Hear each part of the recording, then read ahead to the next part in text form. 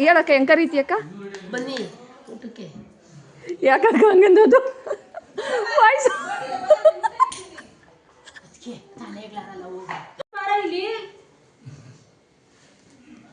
ಉಜ್ಜಿ ಕೈ ಮುಕ್ಕೊಂಬಂದ ದೇವ್ರಿಗೆ. ಏನಂತ ಏನು ಕೇಳ್ಕೊಂಬಂದೆ? ನಮ್ಮ ಅಕ್ಕನ ಮದುವೆ ಚೆನ್ನಾಗಿ. ಅಯ್ಯೋ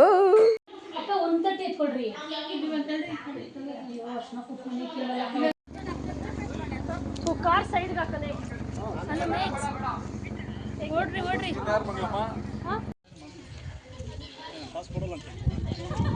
ಬಾನಿ ನೋವ್ತದೆ ಕೈ.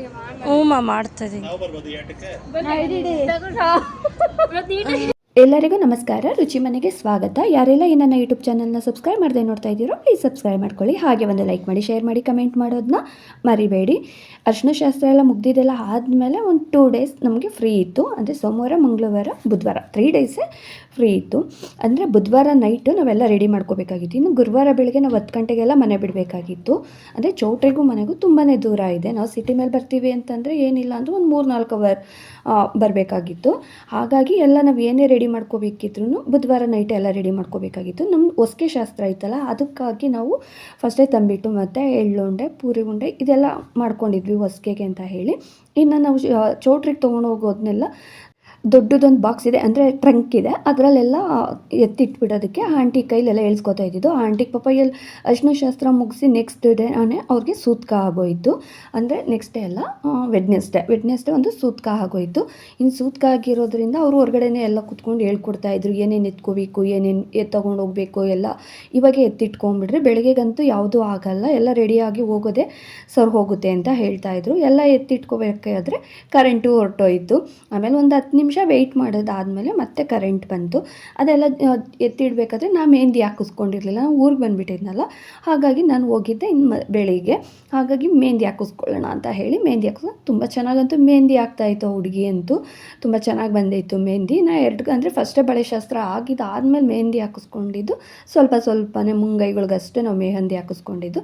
ಇನ್ನು ಗುರುವಾರ ಬೆಳಗ್ಗೆ ಚಪ್ರ ಶಾಸ್ತ್ರ, ಅಂದರೆ ನಾವು ಚೌಟ್ರಿಗೆ ಹೋಗೋ ದಿವಸ, ಅಂದರೆ ಚಪ್ರ ಎಲ್ಲ ಹಾಕ್ತಾಯಿದ್ರು ಹೊರಗಡೆ. ಇನ್ನು ನಾವು ದೇವ್ರ ಮನೇಲೆಲ್ಲ ಹೂವು ಎಲ್ಲ ಜೋಡಿಸಿ ಮತ್ತು ಚಪ್ರ ಹಾಕ್ಬೇಕಾದ್ರೆ ಅವ್ರಿಗೆಲ್ಲರಿಗೂ ಊಟ ಕೊಡಬೇಕಲ್ಲ, ಅಡುಗೆ ಎಲ್ಲ ಮಾಡಿ ಸ್ವೀಟ್ಸಲ್ಲಿ ಪಾಯಸ ಏನಾದರೂ ಮಾಡಿಬಿಡೋಣ ಅಂತ ಹೇಳಿ. ಅಂದರೆ ನಾವು ಸೋಮವಾರ ಅಂದರೆ ಶನಿವಾರದಿಂದನೇ ಸ್ವೀಟ್ಸ್ ಎಲ್ಲ ಮಾಡೋದಕ್ಕೆ ರೆಡಿ ಮಾಡ್ತಾನೆ ಇದ್ವಿ.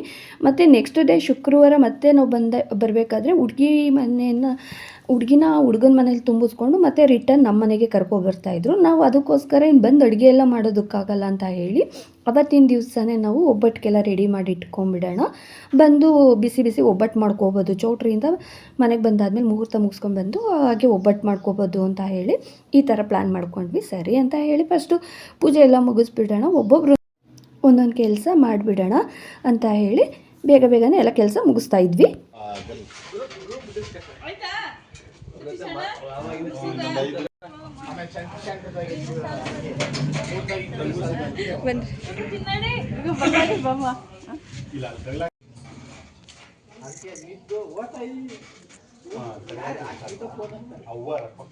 ಮಾಡಕ್ಕೊಂದು ತಿಂಗಳು ಬೇಕು ಕೂತ್ಕೊ.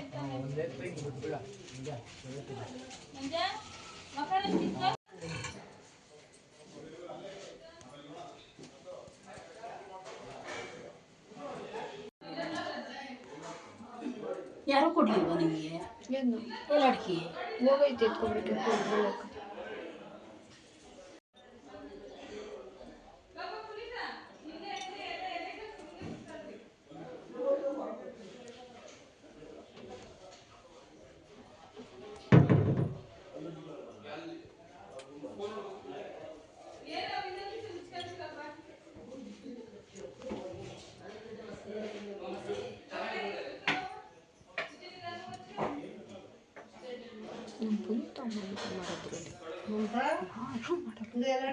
ನೀ ಬುದ್ಧಿನೂ ಅಷ್ಟೇ ಇದೆ ಕಣೋ. ಎಸ್. ಏನು ತಿಂತಾ ಇದೆಯಾ ಉಜ್ಜಮ್ಮ? ಮುದ್ದೆ ತಿನ್ನಬೇಕು ತಾನೇ? ನಾಳೆ ತನಕ ಮುದ್ದೆ ಇಲ್ಲ ನಿಂಗೆ. ಮಾಡಿರೋ ಟೊಮೆಟೊ ಬಾತ್. ಅಯ್ಯಯ್ಯ, ಇದು ಸ್ಕ್ಯಾಮ್. ಟೊಮೆಟೊ ಬಾತಿಗೆ ಚಟ್ನಿ ಮಾಡ್ತೀನಿ ಅಂತ ಹೇಳ್ಬಿಟ್ಟು ಸಾಂಬಾರ್ ನಾನೇ ಮಾಡಲಿಲ್ಲ. ಭಾವನಾ ಕಂಡಿಡ್ಬಿಟ್ಟು ಕೇಸ್ ಹಾಕ್ತಾರೆ. ಭಾವನಕ್ಕರ್ ಅಪ್ಪ ಮಂಜುನಾಥ್ಗೆ ಹೇಳ್ಬಿಡೋಗು. ಅದಕ್ಕೆ ಮೇಲೆ ಇಟ್ಕೊಂಡು ಹಚ್ಕೊಂಡು ಈ ಕಡೆ ಹೋಗಿ ನಾವು ಹೇಳಕ್ಕ ಹೆಂಗ್ ಕರೀತಿ ಅಕ್ಕ ಬನ್ನಿ ಊಟಕ್ಕೆ. ಯಾಕಕ್ಕ ಹಂಗಂದೋದು ವಾಯ್ಸ್ ತಲೆಗಳಾರಲ್ಲ ಹೋಗಿ. ಉಜ್ಜಿ ಕೈ ಮುಕ್ಕೊಂಬಂದ ದೇವ್ರಿಗೆ ಏನಂತ ಏನ್ ಕೇಳ್ಕೊಂಬಂದೆ? ನಮ್ಮ ಅಕ್ಕನ ಮದ್ವೆ ಚೆನ್ನಾಗಿ ಅಯ್ಯೋ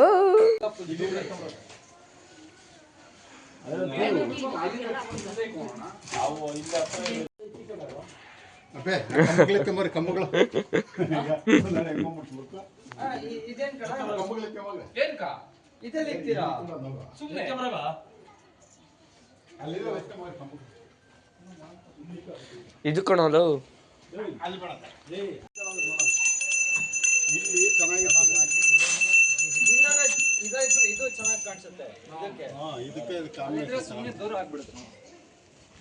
ನಾನು ಹೇಳಿದೆ ನಮಗೆ ನಮ್ಮನ್ನು ಕಳಿಸ್ಬಿಟ್ಟ ಮೊದಲೇ.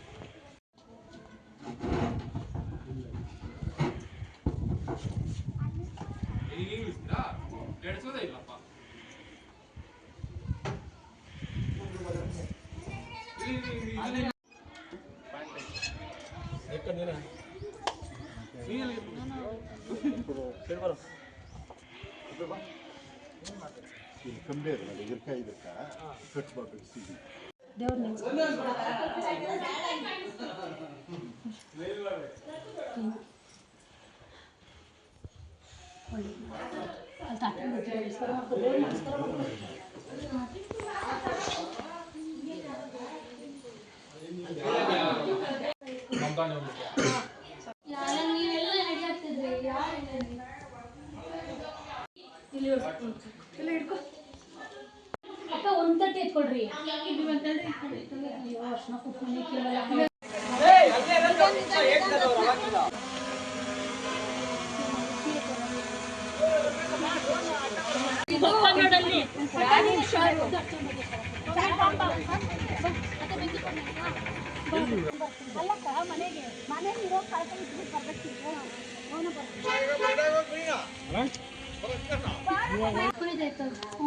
ದೇವ್ರ ಮನೇಲಿ ಇತ್ತು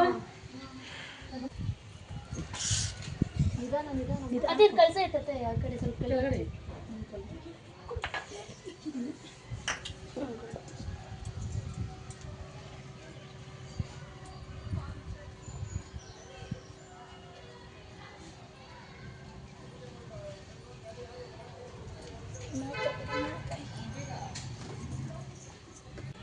ಪ್ರೀತಮರೆಲ್ಲ ಅಕ್ಕ ಈ ಹುಡುಗರು ಬರ್ಲಿಲ್ವಲ್ಲ ಅಕ್ಕ ದೇವಸ್ಥಾನದ ಹತ್ರ ಪಾಪರು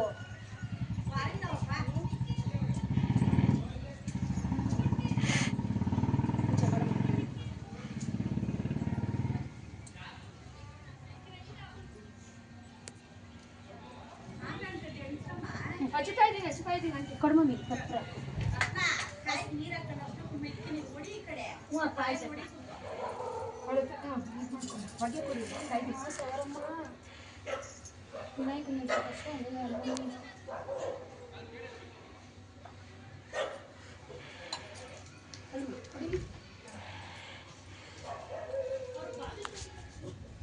ಎಲ್ಲಿ ಕಾಯಿ ಹೊಡೆಯಕ್ಕ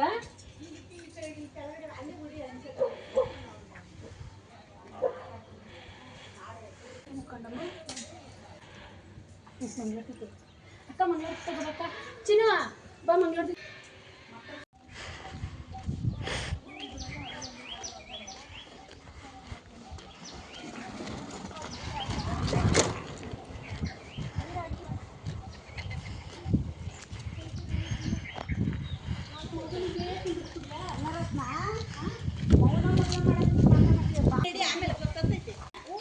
ಅದೇ ನಾನು ಮಾಡ್ತಾ ಇರೋದು.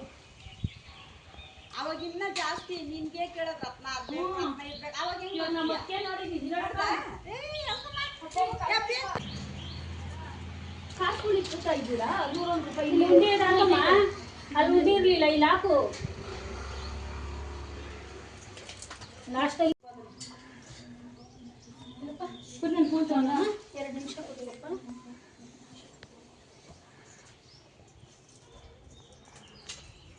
ಅದಕ್ಕೆ ದುಡ್ಡು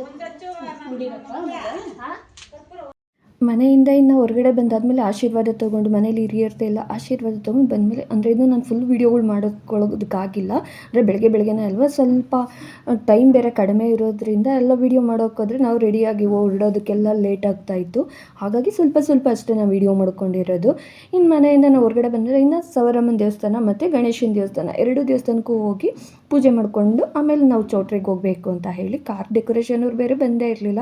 10 ಗಂಟೆಗೆಲ್ಲ ನಾವು ಮನೆ ಬಿಡಬೇಕು ಅಂದ್ಕೊಂಡಿದ್ರೆ 11 ಗಂಟೆ ಆದ್ರೂ ಅವ್ರು ಇನ್ನೂ ಬಂದೇ ಇರಲಿಲ್ಲ. ಇನ್ನು ಸರಿ ನೋಡೋಣ, ಫಸ್ಟು ದೇವಸ್ಥಾನಕ್ಕೆಲ್ಲ ಹೋಗಿ ಬಂದು ಪೂಜೆ ಎಲ್ಲ ಮಾಡಿಬಿಡೋಣ, ನಾವೇ ಮನೇಲಿರೋ ಹೂವಿನ ಹಾರ ಹಾಕಿ ಪೂಜೆ ಮಾಡೋಣ. ಟೈಮ್ ಇದ್ದರೆ ಅವ್ರು ಬಂದರೆ ಬೇಗ ಬಂದರೆ ರೆಡಿ ಮಾಡಿಸ್ಕೊಳೋಣ, ಅಂದರೆ ಹಾಗೆ ಹೊರಟುಬಿಡೋಣ ಅಂತ ಪ್ಲ್ಯಾನ್ ಆಯಿತು. ಎಲ್ಲ ಚೆನ್ನಾಗಿ ಮಾಡಿದ್ದವರು ಲಾಸ್ಟಲ್ಲಿ ಕಾರ್ ಡೆಕೋರೇಷನ್ ಒಂದು ಆಗಿರಲಿಲ್ಲ. ಅದು ತುಂಬಾ ಬೇಜಾರಾಗ್ತಾಯಿತ್ತು ಎಲ್ಲರಿಗೂ. ಅದರಲ್ಲೂ ಅದಕ್ಕೆಯವ್ರ ಅಣ್ಣನೂ ಮತ್ತು ತಮ್ಮ ಅವರಿಬ್ರೂ ಇಲ್ಲ ಹೇಗೆ ಹೋಗೋದು, ಹಾಗೇ ಬೇಡ ಇರಲಿ, ಒಂದು ಅರ್ಧ ಗಂಟೆ ಲೇಟ್ ಆದರೂ ಪರವಾಗಿಲ್ಲ, ನಾವು ಕಾರ್ ಡೆಕೋರೇಷನ್ ಮಾಡಿಸ್ಕೊಂಡೇ ಹೋಗೋಣ ಅಂತ ಇದ್ರು. ನಾವು ಬೇರೆ ಎಲ್ಲರೂ ಹೊರಗಡೆ ಬಂದುಬಿಟ್ಟಿದ್ರಿ, ರೆಡಿ ಆಗಿಬಿಟ್ಟು ಲಗೇಜ್ ಎಲ್ಲ ಕಾರ್ಗಳಲ್ಲಿ ಇಟ್ಬಿಟ್ಟಿದ್ವಿ. ಆದರೆ ಕಾರ್ ಡೆಕೋರೇಷನ್ನವ್ರು ಮಾತ್ರ ಬಂದಿರಲಿಲ್ಲ. ಅವ್ರಿಗೆ ವೆಯ್ಟ್ ಮಾಡಿ ಅವ್ರು ಇನ್ನೊಂದು 10 ನಿಮಿಷ ಬಂದೆ ಅಂತಲೇ ಇದ್ದರು. ಅಂದರೆ ಸಂಜೆ ಇದ್ದಿದ್ದು ರಿಸೆಪ್ಷನ್ಗೆ, ನಾವು ಎಂಗೇಜ್ಮೆಂಟ್ ಎಲ್ಲ ಇತ್ತಲ್ಲ, ಹಾಗಾಗಿ ನಾವು ಸ್ವಲ್ಪ ಬೇಗನೆ ಹೋಗಬೇಕಾಗಿತ್ತು. ಇನ್ನು ಶಾಸ್ತ್ರಗಳೆಲ್ಲ ಸ್ಟಾರ್ಟ್ ಮಾಡೋಷ್ಟ್ರಲ್ಲಿ ಆಗಲ್ಲ, ಲೇಟಾಗಿಬಿಡುತ್ತೆ. ಹಾಗಾಗಿ ನಾವು 10 ಗಂಟೆಗೆ ಬಿಡೋಣ ಅಂದರೆ 11 ಗಂಟೆ 11 ಕಾಲು ಹಾಗೇ ಹೋಯ್ತು. ಅವ್ರು ಮಾತ್ರ ಬಂದೇ ಇಲ್ಲ. ಆಮೇಲೆ ಲಾಸ್ಟಲ್ಲಿ ಇನ್ನೇನು ಬೇಡ ಬಿಡು ಹೊರಡೋಣ ಅಂತಂದ್ಬಿಟ್ಟು ಒಬ್ಬೊಬ್ಬರು ಒಂದೊಂದು ಮಾತಾಡ್ತಾ ಇದ್ರು. ಅಂದರೆ ತುಂಬ ದೂರ ಇದೆಯಲ್ಲ, ನಾವಿವಾಗ 11 ಗಂಟೆಗೆ ಬಿಟ್ಟರು ಅಲ್ಲಿ ಹೋಗೋದಕ್ಕೆ 1:30-2 ಗಂಟೆ ಆಗೋಗುತ್ತೆ ಅಂತ ಹೇಳಿ ಇನ್ನು 1:30 ತನಕ ಬೇರೆ ಇನ್ನು ರಾವ್ಗೆಲ್ಲ ಇರುತ್ತೆ. ಅಷ್ಟರೊಳಗಡೆ ನಾವು ಹೋಗಬೇಕು, ಇಲ್ಲ ಅಂತಂದರೆ ಲೇಟ್ ಆಗುತ್ತಲ್ಲ, ಮತ್ತು ಇನ್ನು ನಾವು ಒಳಗಡೆ ಹೋಗೋದಕ್ಕಾಗಲ್ಲ. ಇನ್ನು 1:30 ಅವರ್ ನಾವು ಹೊರಗಡೆ ವೆಯ್ಟ್ ಮಾಡಬೇಕು. ಆಂಟಿ ಬೇರೆ ಬೈತಾ ಇದ್ದರು, ನಿಮಗೆಲ್ಲ ಫಸ್ಟ್ ಇದೆಲ್ಲ ಗೊತ್ತಾಗಲ್ವಾ, ಇದೆಲ್ಲ ನೀವು ರೆಡಿ ಮಾಡ್ಕೋಬೇಕು ತಾನೇ ಗಂಡು ಮಕ್ಕಳು ಅಂತ ಹೇಳಿ ಬೇರೆ ಬೈತಾ ಇದ್ದರು. ಆಮೇಲೆ ಇಲ್ಲ ಆಯಿತು ಅಂತ ಹೇಳ್ತಾಯಿದ್ರು. ಅವಾಗ ಒಂಥರ ಏನೋ ಖುಷಿ ಆಯಿತು. ಇದೆಲ್ಲ ಆಗಿದ್ದಾಯಿತು, ಕಾರ್ ಡೆಕೋರೇಷನ್ ಎಲ್ಲ ಮಾಡಿಸ್ಕೊಂಡಿದ್ದೆಲ್ಲ ಆಗಿದ್ದಾದಮೇಲೆ ಇನ್ನೇನು ಹೊರಡಬೇಕು. ಅಷ್ಟರಲ್ಲಿ ಈ ಹುಡುಗರೆಲ್ಲರೂ ಸೇರಿ ಮೌನಕ್ಕೂ ಈ ಥರ ಫೋಟೋ ತೆಗಿಬೇಕು, ಆ ಥರ ತೆಗಿಬೇಕು ಅಂತ ಅದು ಬೇರೆ ಇದು ಮಾಡಿದ್ರು. ಇನ್ನು ಅದರಲ್ಲಿ ಬೇರೆ ಅರ್ಧ ಅವರ್ ಹಾಗೆ ಹೋಯ್ತು. ಇನ್ನು 12 ಗಂಟೆಗೆ ನಾವು ಮನೆ ಬಿಡೋ ಹಾಗೆ ಇರಲಿಲ್ಲ. ಏನಿದ್ರು ನಾವು 11:30 ಒಳಗಡೆ ಮನೆ ಬಿಡಬೇಕಾಗಿತ್ತು. ಎಷ್ಟು ಬೇಗ ಮಾಡಿದ್ರು ಅಂತಂದರೆ ಹಾಗೂ ಈಗ ನಾವು 11:25 ಬಿಟ್ವಿ. ಅಲ್ಲಿ ಹೋಗೋ ಅಷ್ಟರಲ್ಲಿ ನಾವು ಬೇಗನೆ ಹೋಗಬೇಕು ಅಂತ ಹೇಳಿ, ಅಂದರೆ ನಾವು ಸಿಟಿ ಮೇಲೆ ಹೋದರೆ ಲೇಟಾಗಿ ಹೋಗುತ್ತೆ. ಹಾಗಾಗಿ ಚಿಕ್ಕ ತಿರುಪತಿ ಸೈಡ್ ಆ ಸೈಡಿಂದ ಹೋದರೆ ಸ್ವಲ್ಪ ಹತ್ರ ಆಗುತ್ತೆ, ಅಂದರೆ ಟ್ರಾಫಿಕ್ ಇರಲ್ವಲ್ಲ, ಹಾಗಾಗಿ ಸ್ವಲ್ಪ ಬೇಗ ಹೋಗ್ಬೋದು ಅಂತ ಹೇಳಿ. ಅಂದರೆ ನಾವು ಬರಬೇಕಾಗಿದ್ದು ಎಲೆಕ್ಟ್ರಾನಿಕ್ ಸಿಟಿ ಹತ್ರ, ಅಲ್ಲಿಂದ ನಾವು ಹಾಗೆ ಬರಬೇಕಾಗಿತ್ತು. ನಾವೇ ನಮ್ಮನೆ ದೂರ ಅನ್ನೋರು ಯಾವಾಗೂ ನಾವು ಅದಕ್ಕೆ ಮನೆಗೆ ಹೋದರೆ ಯಾವಾಗೂ ನಮ್ಮೂರು ದೂರ ಅಂತ ಹೀಗೆ ಮಾತಾಡಿದೆ. ಇವಾಗ ಮೌನನ್ ಕೊಟ್ಟಿರೋದು ಹಾಗೆ, ಅಂದರೆ ನಮ್ಮ ಮನೆಗೂ ಮೌನ ಮನೆಗೂ ಒಂದು 1/2 ಅವರ್ ಅಷ್ಟೇ ನಮ್ಗೆ ಹತ್ರ ಆಗುತ್ತೆ. ಅಲ್ಲಿ ಅದಕ್ಕೆ ಊರಿಗಂತೂ ಸಿಕ್ಕಾಪಟ್ಟೆ ದೂರ ಆಗುತ್ತೆ.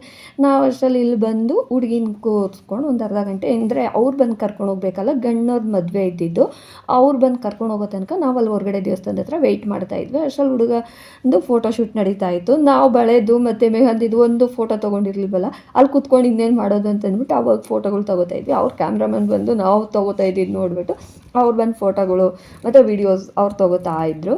ನಮಗೆ ಒಂಥರ ಅನಿಸ್ತು. ಕೊನೆಯಲ್ಲಿ ಹುಡುಗಿದು 1-2 ಫೋಟೋ ತೆಗಿಯೋಕ್ಕೆ ಅಂತ ಹೇಳಿ ಕರೆದ್ರು. ಆವಾಗ ಅವರಲ್ಲಿ ಫೋಟೋ ತೆಗೆಸ್ಕೊಳ್ಳೋದಕ್ಕೆ ಅಂತ ಹೋದರು. ನಾವೆಲ್ಲರೂ ಇನ್ನೇನು ಒಳಗಡೆ ಹೊರಡಬೇಕಲ್ಲ, ಅವರು ಅಷ್ಟರಲ್ಲಿ ಜ್ಯೂಸ್ ಎಲ್ಲ ತೊಗೊಂಡು ಅವ್ರ ಗಂಡಿನ ಕಡೆಯವರು ಅವ್ರು ಜ್ಯೂಸ್ ತೊಗೊಂಡು ಬಂದರು. ಅಂದರೆ ಹೋಗಿದ ತಕ್ಷಣ ಚೌಟ್ರಿಗೆ ಯಾರು ಮದುವೆ ಇರುತ್ತೋ ಅವರು ಹೆಣ್ಣನ್ನು ಕರ್ಕೊಂಡು ಹೋಗೋದು ಮತ್ತು ಅವ್ರಿಗೆಲ್ಲ ಜ್ಯೂಸು ಅವೆಲ್ಲ ಕೊಡಬೇಕಲ್ಲ, ಹಾಗಾಗಿ ಆ ಶಾಸ್ತ್ರಗಳೆಲ್ಲ ನಡೀತಾ ಇತ್ತು. ಅಷ್ಟರಲ್ಲಿ ಇವ್ರದ್ದು ಫೋಟೋ ಶೂಟ್ ಎಲ್ಲ ನಡೀತು. ಈ ನೆಕ್ಸ್ಟು ರಿಸೆಪ್ಷನ್ ವಿಡಿಯೋ ನಾನು ಎಷ್ಟು ಮಾಡಿದ್ದೀನೋ ಗೊತ್ತಿಲ್ಲ, ನೋಡೋಣ. ಅದಿದ್ದರೆ ಆಗ್ತೀನಿ, ಇಲ್ಲ ಅಂದರೆ ಮುಹೂರ್ತದ ವಿಡಿಯೋ ಸ್ವಲ್ಪ ಇದೆ, ಅದನ್ನು ಅಪ್ಲೋಡ್ ಮಾಡ್ತೀನಿ.